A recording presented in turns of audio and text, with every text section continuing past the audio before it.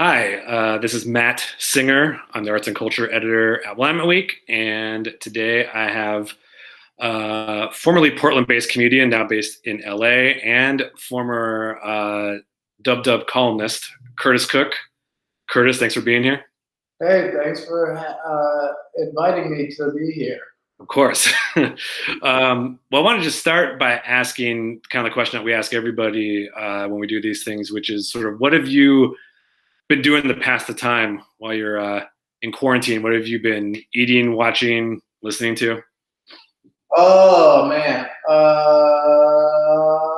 Well, I got lucky, and right before the city shut down, I ordered a harmonica on Amazon. And a few weeks before the city shut down, I ordered a trombone and like one of those Suzuki Method fifth grader books. So I've been practicing those, much to my neighbor's chagrin. Cooking. I think I love chili. I don't know if you fuck with chili. Can you swear on this? I don't know if you fuck with chili, but I love a nice chili. So I've been cooking up a bunch of those, experimenting with different kinds of canned peppers, and then watching. I'm super into low rent action movies where I can mostly look at my phone. Last night I watched Next with Nicolas Cage, where he can see only 2 minutes into the future and has to stop a nuclear bomb. So if you have time, you can watch that. You don't have to. Sweet. Even if I don't have time, I'm going to watch anything with Nick Cage stopping a nuclear bomb. Throw it on. Now, you also, I saw you joined TikTok. Yeah, that was probably the worst mistake I've made so far. I thought it was going to be fun. So it was like, you should join TikTok. It's the future of social media. And I was like, I'll give it a shot. And it turns out it's just teenagers dancing. And I can't find a button that says I don't want teenagers on my phone. So I just am never on TikTok. I just go and I post my shit and then I leave immediately because it feels horrible. Yeah, it's the future of social media, and we are not involved. I think at this point. I've never been too old for something before, and it feels kind of good, actually. I don't want that world. They can have it. So you're in LA now. I am. Do you have a sense of what it would be like if you were still in Portland? What's the difference do you feel between quarantining in LA versus doing quarantine in Portland? I honestly think I would probably be sadder about the quarantine in Portland because LA is just always kind of beautiful. So the fact that I'm trapped inside is like just a health issue. But Portland is only beautiful for like 4 specific weeks in the summer, and you're missing them.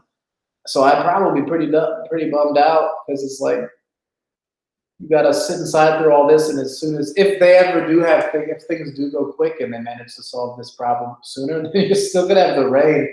So sad. What a horrible city. But thank you for having me. I hope everyone there is safe. We were happy to have you while we did. So, you obviously went out to LA to sort of further, your comedy career and to work in the entertainment world. Do you have a sense right now of how this is all potentially changing the entertainment industry? Do you have a view of what this is going to look like coming out of this and what the permanent changes might be to, the entertainment industry? Oh man. Well, I think in terms of live performance, in terms of like stand-up and things like that, I'm interested to see what happens because it seems like, going to a concert or a show has always been kind of a luxury night out if you're paying for it. So I think that after this, like bar shows and free events will be incredible and fun and unifying and communal in a way that I think they were always meant to be, but sometimes drifted away from. I think that making money off of stand-up is done for a while, but I don't think that doing it to an excited audience is going to go away. And in terms of the TV stuff, I mean, I think everything's on hold for now. But what I'm hearing, what I'm hearing is that animation is going to have a nice moment because you can do all that from isolation. So we'll see what happens. But it's cool to know that people have options and that creative folks are already pivoting towards whatever allows them to keep creating. Mm-hmm. Also recently got put in a Twitter jail. I did get put in Twitter jail. Can you tell people what happened there? I changed. I had a verified account for a period of time, and I changed all my information to say that I was Dr. Oz. And then I sent a tweet that said, "I'd kill your kids myself if they'd let me," which I guess is not allowed. I guess it's okay if you are the actual Dr. Oz, but you can't pretend to be him and say it. So I had to switch all my information back, and so now it just looks like I said for no reason I'd kill people's kids, and they were all completely on board. So that's a fun gem for later. That's a thing that I hope cancels me one day. What was the impetus for that tweet? I mean, I know what Dr. Oz said. I know what the context is, but what made you throw that out there and do all that? I don't know how to use social media. I was just like, this seems like a fun way to spend an afternoon, and it was. I guess I don't have my check mark anymore, but I had a nice 2 hours. Where do you think the world is going to be a year from now? You know, everyone is saying that this is going to drastically change, so many things about life and culture in America. Do you think that's true? I mean, I think this is for sure going to be like the financial stuff is worrying, and so I think we're going to see a lot of changes. Things that I think maybe we once thought of as normal are going to be thought of more as frivolous in terms of people trying to save their money. But I feel like it was also like that in 2008. I mean, in terms of things like changing our society for the better or coming together as an a fucking national community that like changes healthcare and capitalism, I don't have faith that anybody's going to do anything. But in terms of like buying the cheap beans instead of the name brand beans, I think we're all going to be going cheap. But I